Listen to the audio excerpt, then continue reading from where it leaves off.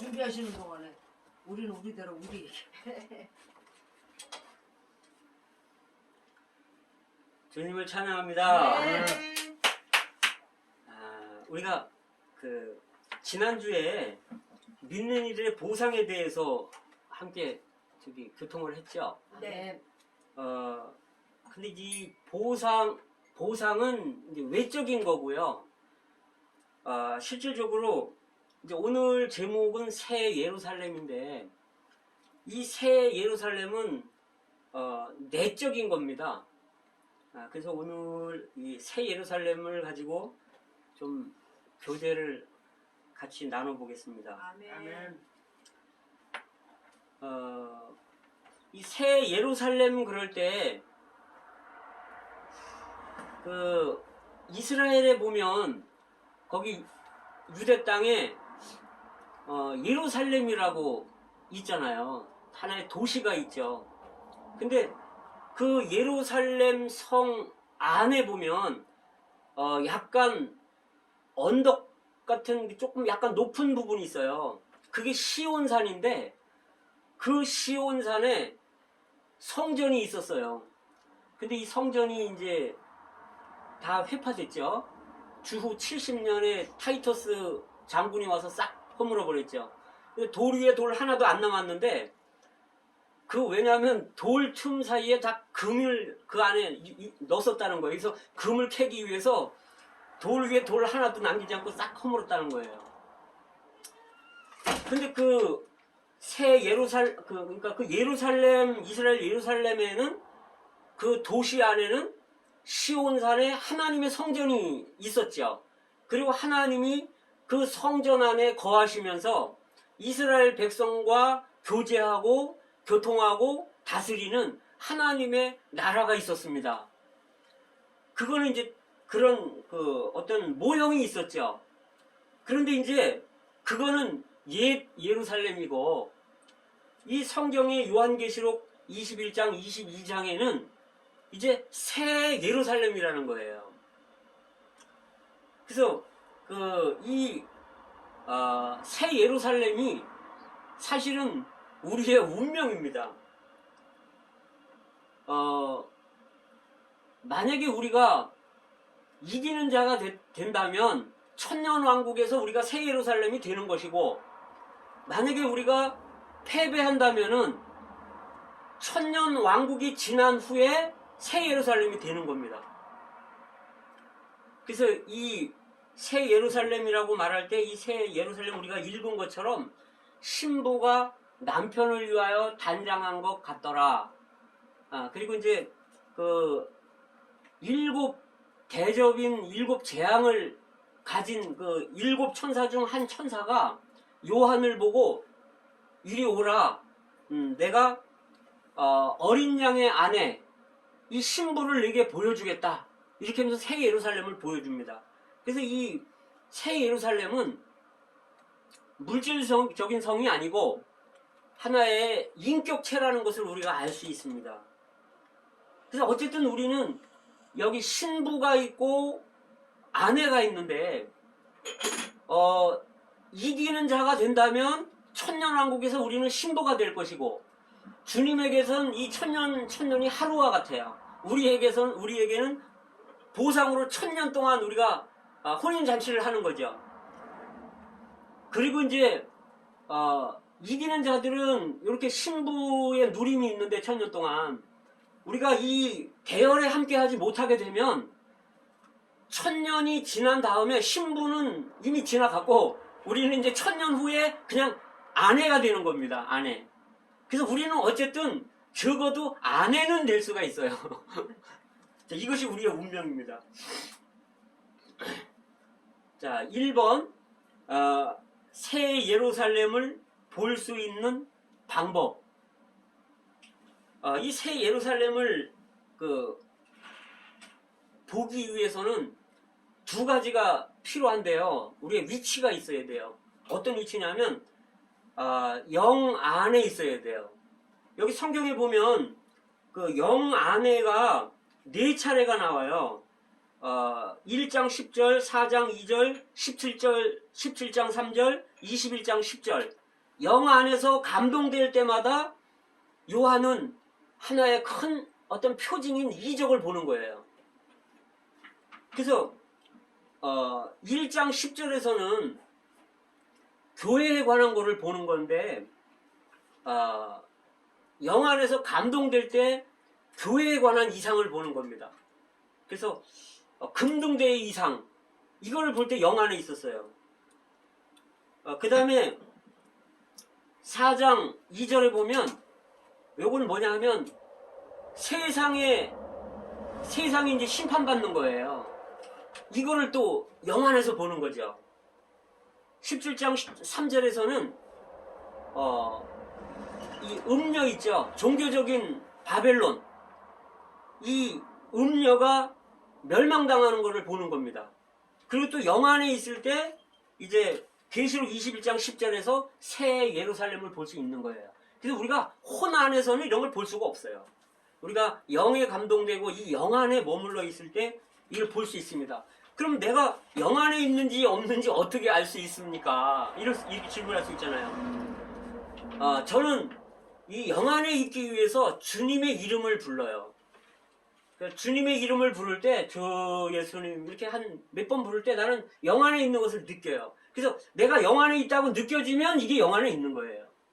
근데 우리가 혼 안에 있는 것은 우리가 알잖아요. 우리가 합당치 않죠. 혼 안에 있을 때의 느낌은 어떤 합당치 않은 그런 느낌이 있죠. 자, 그 다음에 두 번째는 크고 높은 산 위에 크고 높은 산 위로 이끌려서 이 천사에게 이끌려서 이 새 예루살렘을 봤다는 겁니다. 그래서 크고 높은 산으로 이끌린다는 것은 뭐냐면 이것은 우리가 부활 안에 있어야 되는 것이고 승천 안에 있어야 되는 것을 말해주는 겁니다. 우리가 세상에 있을 때 또는 혼 안에 있을 때는 이 새 예루살렘에 대한 것을 그림을 볼 수가 없어요. 우리가 지금 이 시간 다 영 안에 아주 크고 높은 산에서 이런 위치에서 이 오늘 새 예루살렘을 보기를 원합니다. 아멘. 여기 예루살렘이라 그럴 때 예루라는 말은 기초라는 말입니다. 샬렘은 우리가 다 아시듯이 평강, 평안 이런 의미가 있죠. 그래서 이거를 합치면 평안의 기초, 평강의 터 뭐 이런 의미가 되겠습니다. 하나님이 지으신 이런 건축물은 기초가 평안입니다.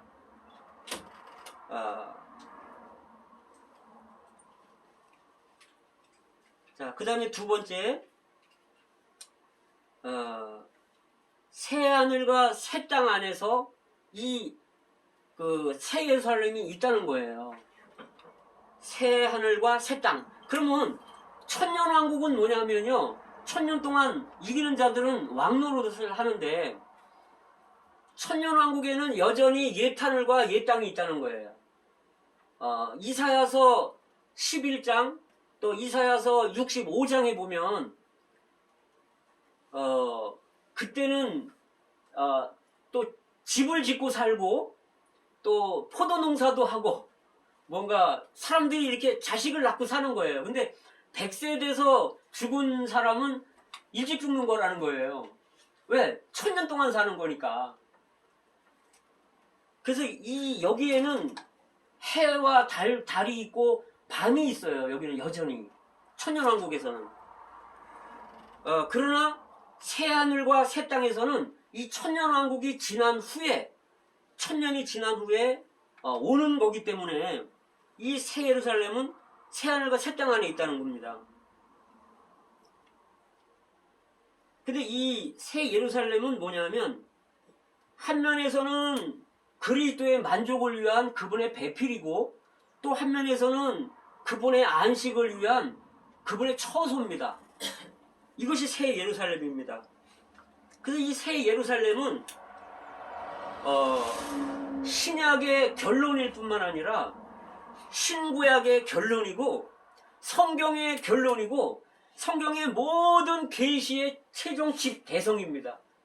하나님의 건축의 완성과 완결이 바로 이 새 예루살렘입니다.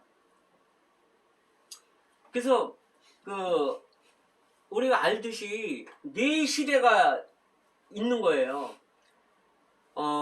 주님이 사람을 아담과 하와를 창조하신 후에 이제 율법이 오기 전에 그때는 죄를 져도 율법이 없기 때문에 죄가 되질 않았어요.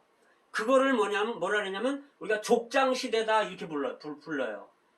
그래서 거기 보면 뭐 아담, 아벨, 노아 뭐 이런 사람들 있잖아요. 그 아브라함, 이삭, 야곱, 요셉 이런 사람들이 산 시대에는 족장 시대입니다. 율법이 없었죠. 이 사람들로 하여금 하나님은 그리스도를 체험하고 누리고 앙망하게 했는데 이들이 그들의 어떤 위치를 벗어나게 되니까 하나님이 이제 모세를 통해서 율법을 주시게 됩니다. 그래서 율법을 주심으로 모든 사람들을 다 죄 아래 가두게 되고 다 정죄 아래 두게 되고 나는 할 수 없구나. 나는 연약하구나. 나는 죄인이구나. 이렇게 사람들을 드러내게 하는 게 율법의 기능입니다. 그래서 이런 율법 시대가 있었죠. 이 시대에는 하나님이 율법으로 사람들을 측량하고 판단하고 심판하고 그렇게 하셨습니다. 자, 그 다음에 또 세 번째 시기가 있죠. 이 율법 시대가 끝나고 이제 예수님이 오시면서 율법 시대가 끝났는데 이 시대는 우리가 은혜 시대라고 말하고 또는 지금 비밀 시대라고도 말합니다. 비밀의 시대입니다. 신약 시대라고 말하고 지금 시대죠. 우리가 또 이걸 한면으로는 교회 시대라고 말합니다. 이 시대를 지금 이제 이 시대에는 주님이 오시면 끝나게 되는데 이 시대가 끝나면 이제 천년 왕국이라는 시대가 천년 동안 도래하게 됩니다. 근데 또 요 시대가 끝나면 이제 영원 안에 새 예루살렘 새 땅 안에 새 예루살렘이 오는 거예요. 그래서 이 네 시대, 족장 시대, 율법 시대, 은혜 시대, 왕국 시대를 통 털어서 주님이 역대로 건축하기 원하시는 이런 성, 이런 건축물, 이게 바로 새 예루살렘입니다. 아멘. 자, 근데 이 새 예루살렘은 거룩한 성이라는 거예요. 그래서 성경에 보면 아무도 거룩함이 없이는 주를 보지 못한다라는 말씀이 있죠. 이 거룩한 성 새 예루살렘은 하나님만이 거룩하신 분이에요. 그래서 우리는 거룩한 게 전혀 없죠. 우리는 속되고 그렇죠. 근데 첫째 우리가 거룩하게 되려면 분별되어야 돼요. 하나님께. 첫째는 분별되고 두 번째는 그분 자신으로 적셔지고 침투되고 그분으로 조성되는 거예요. 아멘. 그렇게 완전히 거룩한 하나님으로 적셔지고 침투될 때 거룩한 성이 되는 겁니다. 아멘. 자, 그 다음에 네 번째 그리스도의 신부라는 거죠. 이 새 예루살렘은. 그래서 하나의 인격체라는 거예요. 하와를 보면 하와가 아담에게서 나왔죠. 아담의 갈비뼈로부터 나왔죠. 그렇게 해서 건축돼 가지고 다시 아담에게로 돌아갔듯이 아담은 오실자의 표상이고 하와는 교회의 예표인데 이와 마찬가지로 이 새 예루살렘도 그리스도에게서 나와서 다시 그리스도의 생명과 본성을 체험하고 누리고 조성됨으로 해서 그리스도에게로 돌아가는 배필이라는 거예요. 아멘. 그래서 이사야 54장 6절이나 예레미야 3장 1절, 에스겔서 16장 8절, 호세아 2장 19절, 고린도후서 11장 2절, 에베소서 5장 31절, 32절에 보면 하나님의 백성들을 다 이 배필에 비유를 했어요. 배우자로 비유를 했습니다. 구약과 신약에서 다.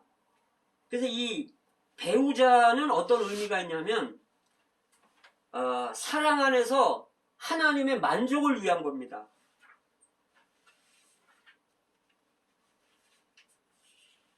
자, 그 다음에 다섯 번째 하나님의 장막. 이 3절에 보면 그렇게 말하죠. 두 번째 줄에 보라 하나님의 장막이 사람과 함께 있음에 하나님이 저희와 함께 거하시리니. 이 장막은 하나님이 거하시는 곳이 장막입니다. 출애굽을 하면서 하나님이 장막을 모세를 통해 장막을 지으시라고 했는데 그것은 하나님이 그 장막을 거처로 삼기 위해서 그렇게 했던 거죠. 그래서 하나님이 이스라엘 백성들을 출애굽시킨 것은 하나님이 거처를 얻기 위해서 그랬던 거예요. 그리고 또 하나님이 이스라엘 백성들 이 2세들을 가나안 땅으로 들여보낸 것은 사실은 그들이 성전을 지어서 하나님이 그 성전 안에 거하시기 위한 것이었어요. 그래서 이것은 이 장막은 하나님의 거처입니다. 그리고 여기 이제 또 몇 절이냐면 여기 이제 성전이라는 또 말이 나와요. 22절에 보면 성 안의 성전을 내가 보지 못하였으니 이는 주 하나님 곧 전능하신 이와 및 어린 양이 그 성전이십니다. 전능하신 하나님, 이 어린 양이 성전이라는 거예요. 아멘. 그래서 성전을 보지 못했다는 거예요. 이분이 성전이기 때문에. 아멘. 여기 장막이 있고 성전이 있는데 장막과 성전의 차이가 그럼 어떤 차이가 있는가? 장막은요, 요한복음 1장에서 보면 예수님이 육신이 돼서 우리 가운데 장막을 치셨다 그러잖아요. 그래서 하나님이 이 예수님 안에 거하는 거예요. 그래서 이 장막은 하나님이 사람 안에 거하는 하나님의 처소가 장막이고요. 성전은 뭐냐면 이 아버지 하나님, 왕이신 아버지 하나님과 공동 왕들인 그분의 아들들, 그분의 자녀들이 거하는 곳이 성전입니다. 그래서 장막은 하나님의 거처고 성전은 우리 믿는 이들의 왕들의 거처가 되는 거예요. 그래서 이런 차이가 있습니다. 그래서 주님이 요한복음 1장에서는 그분이 장막을 치셨지만 요한복음 2장에서는 그분은 성전이라고 말씀하시는데 이건 뭐냐면 이 성전을 홀라 내가 사흘 만에 일으키리라 이렇게 말씀하실 때 그분은 부활 안에서 건축하는 성전을 말하는 겁니다. 아멘. 이것이 사람이 거할 수 있는 성전이라는 거예요. 하나님이라는 거죠. 아멘. 사람이 거할 수 있는 하나님. 이것이 성전입니다. 그래서 하나님은 하늘에는요, 그분의 천사들, 종들이 있어요. 이 땅에는 그분의 자녀들, 아들들이 있습니다. 우리가 아버지의 입장이라면 종들하고 사는 게 좋겠습니까? 자녀들하고 사는 게 좋겠습니까? 하나님은 이 땅을 좋아하시는 거예요. 하늘에도 그분의 처소가 있지만 이 땅에 그분의 새 예루살렘이 하늘에서 땅으로 내려온다는 겁니다.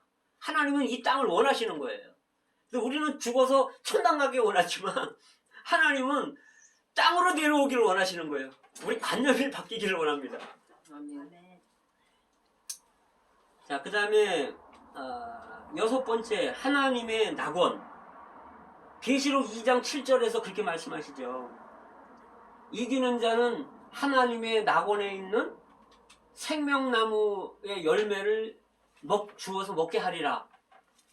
여기에 에베소 교회 이기는 자들에게 이렇게 말씀하시는데 상으로 여기에 하나님의 낙원은 에덴 동산에 있는 낙원이 아니고 지금 이 땅에서 믿는 이들이 이기는 생활을 했을 때 이 천년왕국이 낙원이 되는 거예요. 근데 이 땅에서 하나님 제대로 믿는 거를 실패하면은 천년왕국 낙원을 못 누리고 이제 새 예루살렘이 낙원이 되는 겁니다.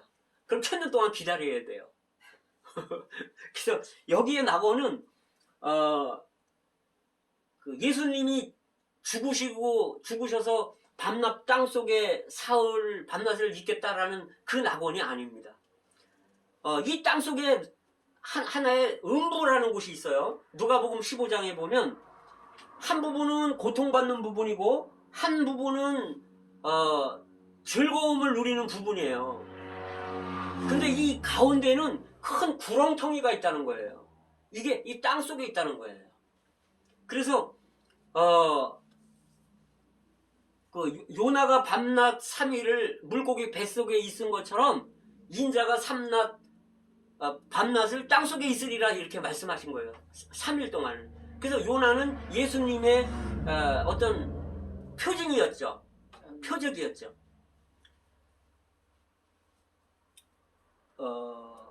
그 예수님과 함께 십자가에서 그 십자가에 이렇게 달렸던 강도가 있죠. 강도가 예수님한테 그렇게 말하잖아요. 당신의 낙원에 임하실 때 나를 기억해 주소서. 그래서 주님이 그 강도와 함께 낙원에 가셨던 거예요. 그러나 주님은 이제 다시 부활하셨죠. 그래서 우리가 이 땅에서 믿지 않는 사람들은 음부에 가는데 이 음부 안에 고통받는 부분에 들어가게 되고, 믿은 사람은 잘 믿은 사람이나 못 믿은 사람이나 일단 임시 거처인 이 땅 속에 있는 음부 중에 낙원 안에 들어가서 대기하고 있는 거예요. 이들은 다 육신적인 몸을 벗었기 때문에 하나님을 만날 수가 없어요. 벗은 몸으로는. 부활한 몸을 입어야 하나님을 만날 수 있는 겁니다. 자, 그래서 여기에 낙원을 우리가 좀 구분을 할 필요가 있습니다. 자, 그 다음에 7번. 이거는 물질적인 성이 아니라는 거예요. 새 예루살렘은. 그러면 그 증거를 우리가 조금 보겠습니다. 계시록 2장, 3장에 보면, 그러니까 1장에서 그렇게 말하죠. 1장에서 요한이 영안에서 교회에 대한 이상을 봤는데, 교회를 어떻게 표현하는가 하면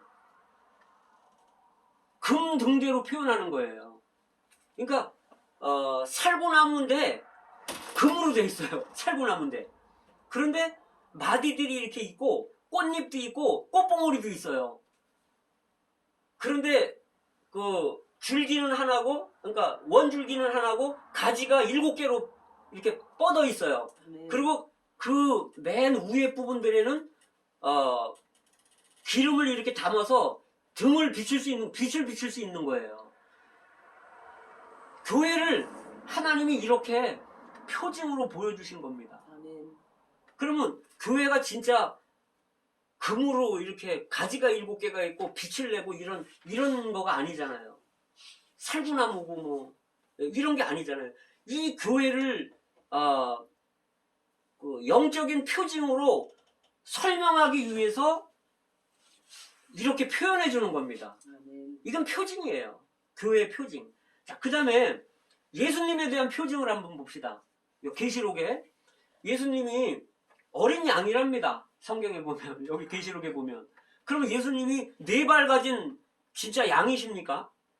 계시록 5장에 보면 어린 양에게는 7뿔이 있고 7눈이 있다는 거예요. 그럼 예수님이 7뿔이 있는 분이십니까? 7눈이 있는 분이십니까? 이렇게 실제적으로? 그거는 표징이라는 겁니다. 그리고 계시록 12장에 보면 역대로 모든 믿는 이들을 표현하는데 해를 입은 한 여자가 서 있다는 거예요. 그리고 머리에는 12별의 멸루관을 썼고 그 발 밑에는 달이 있다는 거예요. 계시록 12장에. 이 여자가 해산하려고 한다는 거예요. 그래서 사내 아이를 해산한다는 거예요. 이 사내 아이는 이기는 믿는 이들입니다. 이 여인은요, 역대로 모든 믿는 이들을 통틀어서 말하는 거예요. 구약과 신약에.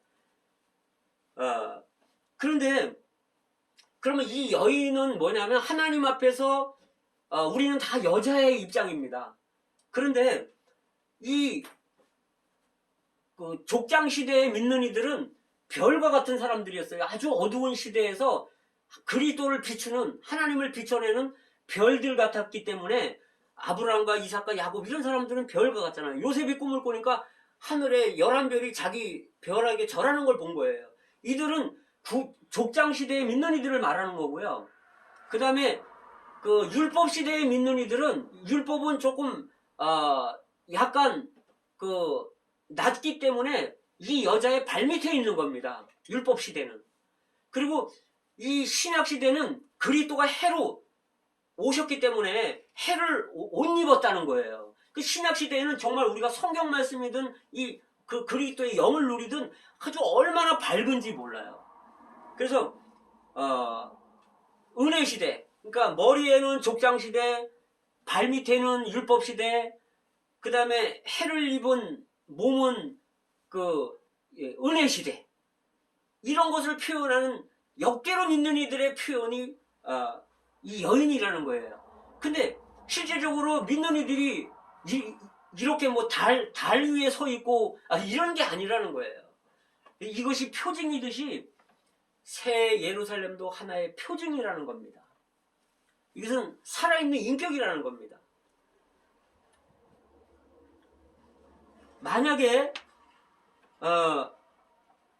우리가 금으로 된 우리가 이 땅에서 예수를 잘 믿으면 평수가 좀 넓어지고 아파트처럼 예수를 조금 잘 못 믿었으면 평수가 작아지고 이런 것은 이것은 미신적인 그런 관념이에요. 제가 잘 아는 금을 세공하는 분이 한 분 계세요. 금방 하는 분이 계신데 그분이 뭐라 그러냐면 금 위에서 잠을 자면요 딱딱해서 못 자고 추워서 못 잔다는 거예요. 차가워서 못 잔다는 거예요. 금 위에서 불편해서 못 잔다는 거예요.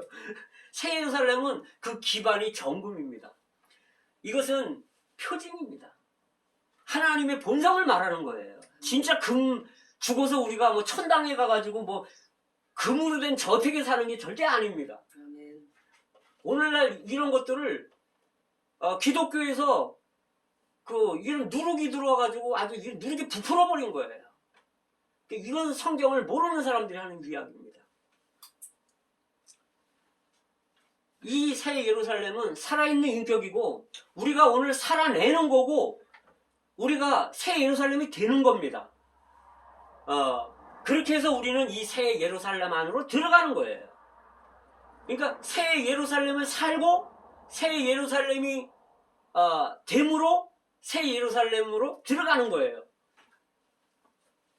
주님을 찬양합니다. 아멘. A번 이제 구약의 성도들은 12대문 위에 있는 이스라엘 12지파의 12이름으로 대표됨. 이 새 예루살렘에 12문이 있는 거예요. 진주문이 12문이 있는데 거기에는 천사들이 있고요. 이 12대문에 이스라엘의 12지파의 이름이 있다는 거예요. 이건 뭐라냐면 이 진주문은요 살아있는 인격체라는 것을 말해주는 겁니다. 왜냐하면 12이름이 있기 때문에 각 문마다 한 지파의 이름이 있습니다. 근데 이 문은 두 가지 의미가 있는데요. 문은 첫째는 번식의 의미가 있고 두 번째는 입구의 역할을 하는 겁니다. 우리가 이 진주문이 돼가지고 우리가 이렇게 사람들한테 복음을 전할 때 사람들이 거듭남으로 진주가 되므로 이 안으로 들어오는 거예요. 그래서 한 면에서는 복음 전하는 걸 말하고요. 번식을 말하는 거고 이 문은 또 한 면에서는 우리가 들어갈 수 있는 입구예요. 근데 새 예루살렘의 그 문이 동서남북에 각각 3개씩 있다는 거예요. 그런데 여기 가만 보면 어떻게 있냐면 순서가 그래요. 우리가 가운데 점을 하나 찍어 놓고 동쪽에 3개, 그 다음에 얼로 올라가는 북쪽에 3개, 그 다음에 남쪽에 3개, 그 다음에 서쪽에 3개. 이게 뭐예요? 이 십자가를 의미하는 겁니다. 우리가 그리스도의 구속을 통해서 여기 들어간다는 거예요. 자, 그 다음에 8번 이 성은 보물들로 건축되어 있습니다. 보물. 그래서 A번 성의 본체는 정금이다. 이 새 예루살렘은요 전체가 다 금으로 되어 있습니다. 이 본체 자체가 금이에요. 근데 어떻게 하냐면 이게 문이 12개잖아요. 동서남북에 3개씩. 3개씩 있는데 이게 나선형으로 이렇게 길이 있어요. 길. 그러면 이쪽에 3문, 이쪽에 3문, 이쪽에 3문 다 거치잖아요. 동서남북을 다 거치면서 이렇게 올라가는 거예요. 이렇게. 그러면서 길이 있는 겁니다. 근데 전체 금으로 돼 있어요. 근데 맨 위에는 보좌가 있습니다. 하나님의 보좌가 있습니다. 상징이지만 이렇게 설명은 돼 있어요. 그래서 우리가 새 예루살렘이라고 말할 때 우리가 새 예루살렘이 되는 건데 전체가 다 금이기 때문에 이 금은 하나님의 본성을 말해주는 거잖아요. 그래서 우리가 하나님의 본성이 아닌 것들은요 새 예루살렘이 될 수가 없어요. 그래서 우리가 이 이상을 본다면 하나님에게 속하지 않은 모든 것들을 다 거절하게 됩니다. 자, 본체는 정금으로 되어 있고요. 그 다음에 12기초석이 있어요. 12기초석을 위한 12보석. 기초석이 있는데 이 기초석이 12사도라는 거예요. 근데 이 12기초석은 어떻게 건축되어 있냐면 층층이 쌓여 있어요. 기초석이 12개가 이렇게 쌓여 있어요. 그 12사도가 이렇게 다 올라가는 거예요, 위로. 다 보석들이라는 거예요. 그래서 신약에 12사도가 있었잖아요. 이분들은 다 변화된 사람들이라는 거예요. 근데 색깔이 보석이 다 각각 다르다는 거예요. 베드로가 아주 좀 괴팍한 사람이었잖아요. 그런데 그가 변화됐다는 거예요. 근데 베드로의 사역의 특징이 있는데 그런 복음 전하는 사역을 한 거예요. 금을 던지다가 주님 앞에 부르심 받았잖아요. 그래서 그가 그물을 한번 던지면 3,000명, 5,000명이 구원받는 겁니다. 그런데 바울이 들어왔어요. 또 사도로서 또 바울이 들어왔죠. 근데 이 바울은 목양하는 사람이에요. 베드로는 사람 낚는 어부였고 베드로가 사람을 낚아오면 이 바울은 건축하는 사람이에요. 어떻게 건축하냐면 목양함으로. 그래서 에베소 교회에서 3년이나 밤낮 눈물로 각 사람을 한 사람 한 사람 찾아다니면서 이렇게 양육했다는 거예요. 이게 목양했다는 거죠. 그래서 베드로의 이런 사역 위에 또 바울의 사역이 있고, 그런데 이게 얼마 안 가서 사람들이 다 바울의 사역을 버려버렸어요. 아시아의 모든 사람들이 바울을 떠났다는 거예요. 뭐 다 떠나지는 않았겠지만 그때 누가 오냐면 사도 요한이 옵니다. 그래서 요한은요 그물을 깊다가 부르심을 받았어요. 그래서 요한은 이 이단들이 들어오고 이렇게 할 때 이런 것들을 못 들어오게 그물을 아주 이렇게 깊는 거예요. 그래서 보호소하는 사역을 한 거죠.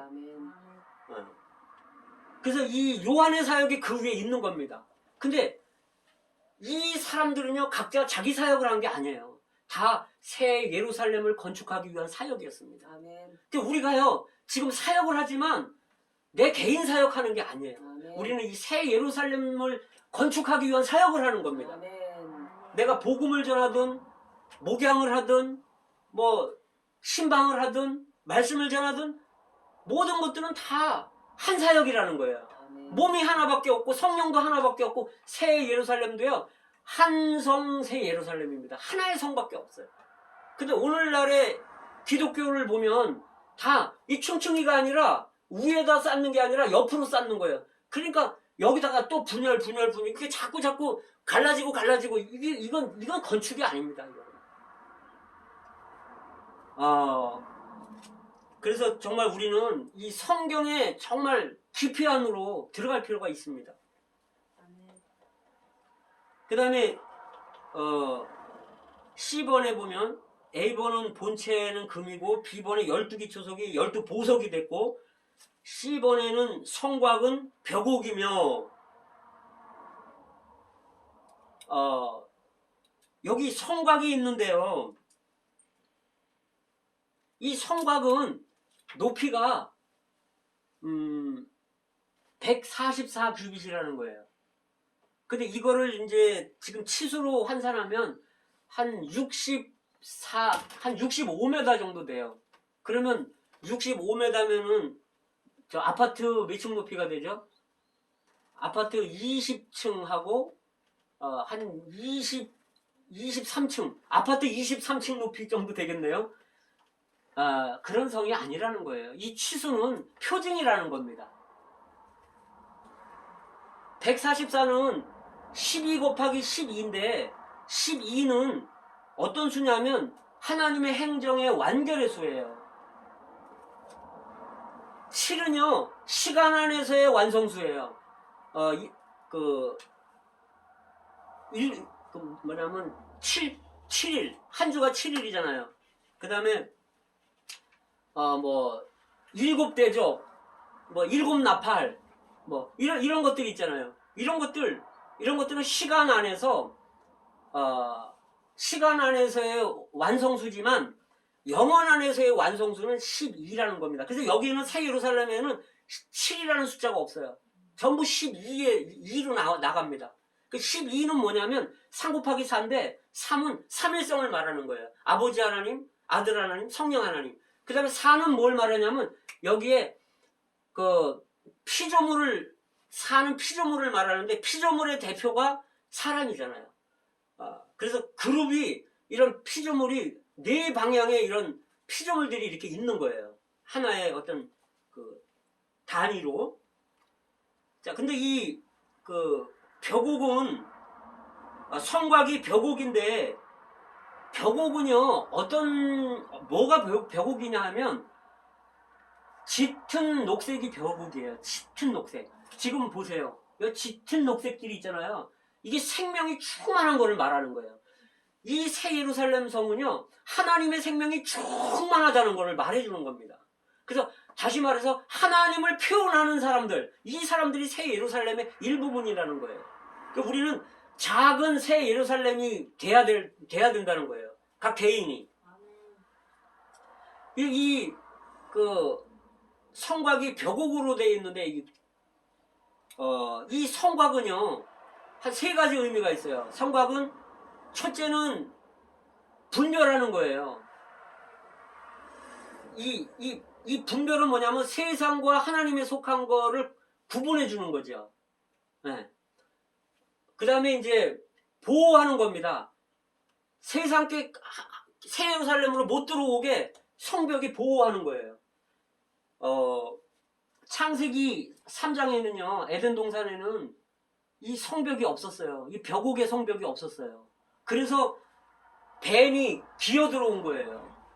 그런데 이 새 예루살렘에는 높은 성벽이 있기 때문에 기초가 튼튼한 12기초석이 있는 높은 성벽이 있기 때문에 여긴 뱀이 기어 들어올 수가 없습니다. 물론 그 전에 뱀은 하나님이 다 처리하시죠. 그 다음에 이 성벽의 역할은 또 뭐냐면 벽옥을 표현하는 건데 벽옥은 계시록 4장 3절에 보면 3절인지 5절인지 찾아봐야 되겠는데 이 하나님의 모습이 벽옥이라는 거예요. 그래서 우리가 벽옥이라고 말할 때 짙은 녹색이라고 말할 때 우린 하나님을 표현하는 사람들이라는 거예요. 그래서 여기서 우리가 제일 중요한 게 뭐냐면 표현인데 우리가 예수 믿는 사람이라는 걸 표현할 때 우리는 세상과 구분되게 되고요. 그 다음에 내가 세상으로부터 보호받게 되는 거예요. 그래서 우리가 정말 그리스도를 표현하고 하나님을 표현하는 게 너무 중요합니다. 내가 선포하는 게 아주 중요한 거예요.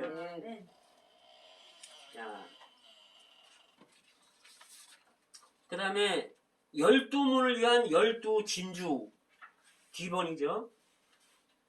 이 12문은 진주로 되어 있다는 거예요.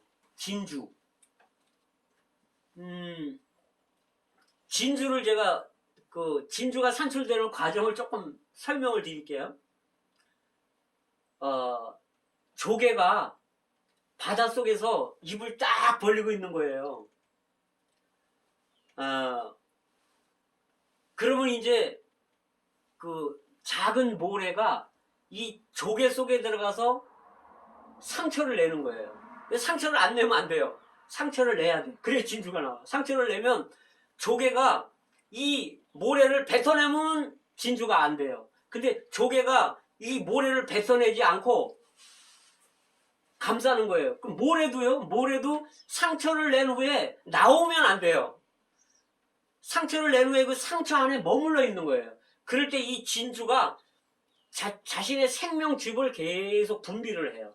그러면 여기에 처음에는 조금 작아요. 제가 이제 그거 한 반쯤 생긴 거를 제가 한번 봤거든요.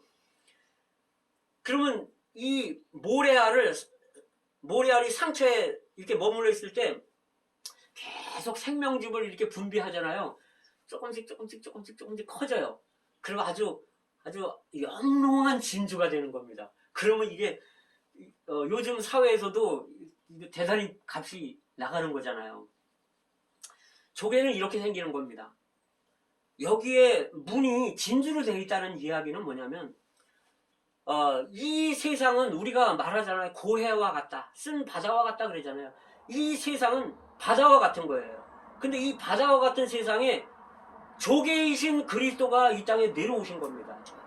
그래서 이 모래와 같은 이 천연적인 사람들이 예수님을 옆구리를 찔러갖고 상처를 내는 거예요. 이 조개이신 예수님에게 상처를 내는 거예요. 그래서 그분이 십자가에 죽으시고 그 다음에 부활하셨잖아요. 그래서 그 부활의 즙을 계속 분비를 하는 거예요. 그래서 우리는 그리스도의 죽음 안에 머무는 겁니다. 사도 바울은 나는 날마다 죽노라 이렇게 했어요. 그래서 우리가 이 그리스도의 죽음 안에 머무를 때요, 그분의 생명이 우리 안에 계속 분비가 되는 거예요. 그러면 우리가 조개가 되는 겁니다. 그러면 내가 화내고 싶을 때 있잖아요. 조개 안에서 나와가지고 주님 잠깐만 계십시오 이러고 내가 화 내고서 다시 조개로 들어가잖아요. 그 상처 안으로. 그러면 좋은 진주가 못 됩니다. 그러면 우리가 복음을 전해도 잘 먹히지가 않아요. 좋은 진주가 아니기 때문에. 우리가 이 생명즙을 받으면 받을수록 우리는 좋은 진주가 되고, 이 진주 문 안으로, 새 예루살렘 성 문 안으로 계속 더 깊이 새 예루살렘 안으로 들어가는 거예요. 그러니까 우리는 진주문이 될 필요가 있습니다. 그러니까 우리가 그분의 구속을 통해서, 그분의 부활을 통해서 이 생명을 받아서 이 죽음 안에, 그리스도 죽음 안에 우리가 늘 십자가 안에 내가 머무를 때 우리는 새 예루살렘의 일부분이 된다는 겁니다. 자, 그 다음에 성의 본체의 치수가 있죠. 2번에 여기 보면